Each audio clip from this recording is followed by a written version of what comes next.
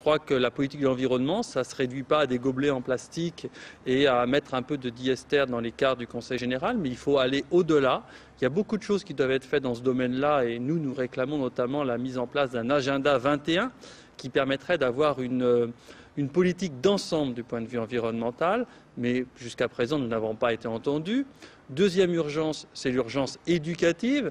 Cette année, pour la première fois depuis de très nombreuses années, le Conseil général ne va pas augmenter les dotations aux collèges, c'est-à-dire que les collèges vont rester avec les mêmes sommes pour fonctionner, alors que malgré tout, le coût de la vie augmente. Donc au final, on peut penser que d'une certaine façon, les collèges sont un peu les perdants de ce budget.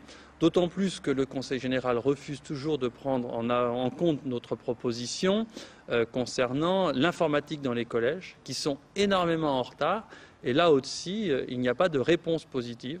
Enfin, troisième et dernière urgence, l'urgence sociale, puisque ce budget est avant tout un budget de solidarité. Et on se rend compte que dans un certain nombre de domaines, je pense à l'aide au logement, à l'aide aux personnes âgées, à l'aide à l'insertion, on sent année après année qu'il y a un recul, un désengagement du Conseil général qui est inquiétant parce qu'aujourd'hui on vit une crise sociale qui est très forte et la réponse n'est pas